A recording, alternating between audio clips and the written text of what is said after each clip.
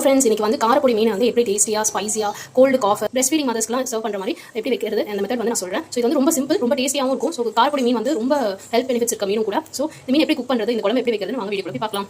இதுக்கு தேவையான பொருள் என்னன்னா, ஒரு மீடியம் சைஸ் வெங்காயம் எடுத்து பொடியாக கட் பண்ணி வச்சிருக்கேன். 1/2 டேபிள் ஸ்பூன் இஞ்சி பூண்டு பேஸ்ட். இஞ்சி பூண்டு பேஸ்ட் வந்து ஜஸ்ட் ஃப்ளேவர்க்காக மட்டும் தான். அண்ட் ஒரு பச்சை மிளகா பொடிசா கட் பண்ணி வச்சிருக்கேன். கொஞ்சம் கருவேப்பிலை அண்ட் 2 தக்காளி கட் பண்ணி வச்சிருக்கேன். அண்ட் நான் வந்து ஒரு லெமன் சைஸ் புளியை வந்து ஒரு 10 மினிட்ஸ் முன்னாடி தண்ணியில் ஊற வச்சிட்டேன். ஸோ இது நல்லா ஊறட்டும். சீரகம் வந்து 1/2 டேபிள் ஸ்பூன், மிளகு ஒரு டேபிள் ஸ்பூன், 2 காஞ்ச மிளகா ஆட் பண்ணிருக்கேன். ஒரு 5-6 பல் பூண்டு வந்து தோலோடு இதில் போட்டு நல்லா பொடியாக அரைச்சிக்க போகிறேன்.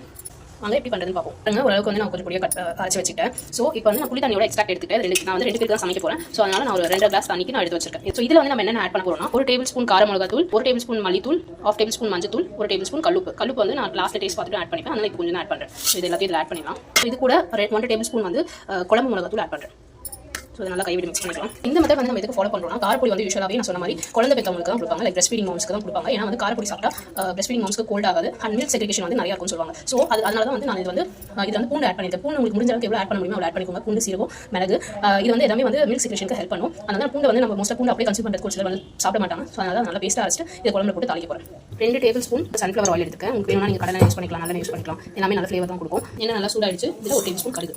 இப்போ வந்து நம்ம கட் பண்ணி வச்சிருக்க வெங்காயம், பச்சை மிளகாய், இஞ்சி பூண்டு பேஸ்ட் கருவேப்பிலை ஆட் பண்ணிக்கலாம். பாருங்க நல்லா வந்து வெங்காயம் கோல்டன் ப்ரௌன் ஷேட் வந்துச்சு. இப்போ நம்ம அரைச்சு வச்சிருக்க இந்த காஞ்ச மிளகா, பூண்டு, மிளகு, சீரகம் பொடி ஆட் பண்ணிக்கலாம்.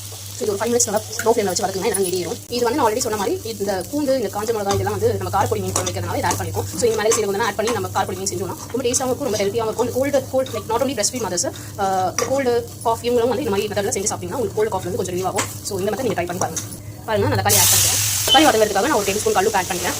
அண்ட் இதை வந்து ஒரு 5 மினிட்ஸ் லோ ஃப்ளேமில் வச்சு க்ளோஸ் பண்ணி வச்சிங்கன்னா தக்காளி நல்லா வதங்கிடும். 5 மினிட்ஸ் ஆயிடுச்சு.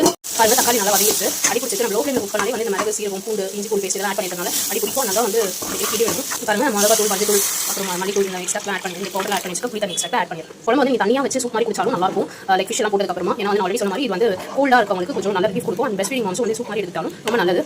நல்லா மிக்ஸ் பண்ணிட்டு ஒரு ஹை ஃப்ளேமில் வச்சு 10 to 15 மினிட்ஸ் பச்சை வாசனை போகிற வரைக்கும் கொதிக்கணும். 15 மினிட்ஸ் ஆயிடுச்சு. ஓப்பன் பண்ணி பார்ப்போம். இது பாருங்க ஓரளவுக்கு வந்து செமி சாலிடாக வந்துருக்கு. இது ரொம்ப வந்து கட்டியாகவும் வைக்கக்கூடாது குழம்பு, ரொம்ப தனியாகவும் இருக்க வேண்டாம். ஸோ இந்த ஸ்டேஜில் நம்ம மீன் ஆட் பண்ணிக்கலாம். நீங்கள் இன்னும் கொஞ்சம் கட்டியாக வேணும், இன்னும் கொஞ்சம் நேரம் கொதிக்க வச்சு நீங்கள் மீன் ஆட் பண்ணிக்கலாம். ஸ்டேஜில் நான் வந்து மீன் ஆட் பண்ணிக்கிறேன். பாருங்க நான் 1 கிலோ காரப்பொடி வந்து நல்லா க்ளீன் பண்ணி எடுத்து வச்சிருக்கேன். ஸோ இதை ஆட் பண்ணிக்கிறேன்.